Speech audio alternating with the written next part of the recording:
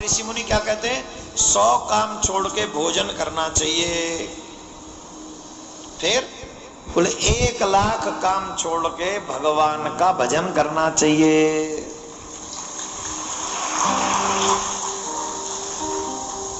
सौ काम छोड़ के भोजन करो तो 1 लाख काम छोड़कर भजन करो और दुनिया का हर काम छोड़कर भगवान की कथा का श्रवण करो। अब आप कहेंगे इतना इंपॉर्टेंट है कथा सुनना? बोले हाँ, इस संसार में ऐसी कोई वस्तु, ऐसा साधन नहीं जो तुम्हें भगवान से मिला दे। भगवान से मिलाने में भी सक्षम अगर कोई साधन है तो भगवान की कथा है। ये तुम्हें भगवान से मिला सकती है, तुम्हें शिव से मिला सकती है। अगर तुम्हें कथा में रुचि है तो कथा में रुचि होना मोस्ट इंपॉर्टेंट है। अगर कथा में रुचि नहीं है तो फिर तुम्हारी प्रॉब्लम है।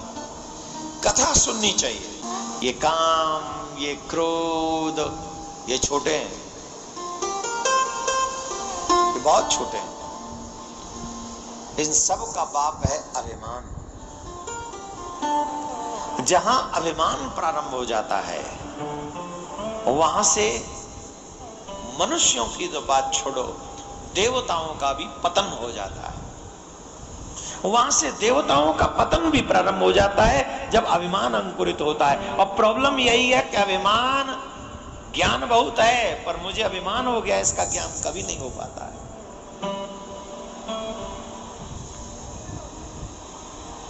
नारद जी महाराज को इस बात का अभिमान हो गया कि मैंने काम और क्रोध दोनों को जीत लिया, और इस बात का ज्ञान नहीं हुआ कि अभिमान हो गया मुझे इस बात का।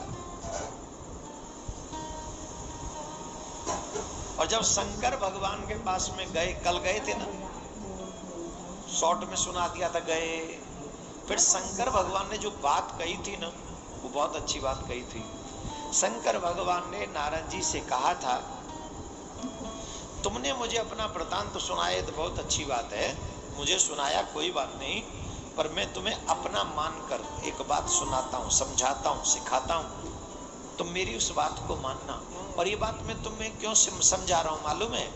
तुम भगवान विष्णु के भक्त हो, तुम नारायण के भक्त हो, और उनके भक्त होते हुए भी तुम मुझ में अपना अनुराग रखते हो, इसलिए मैं तुम्हें सुना रहा हूं। इसका मतलब है नारायण की भक्ति, कृष्ण की भक्ति के साथ साथ हम शिव भक्ति इसलिए करें। वैसे तो अव्यभिचारिणी भक्ति और व्यभिचारिणी भक्ति दोनों का भेद हम कभी फिर समय मिलेगा तो बताएंगे।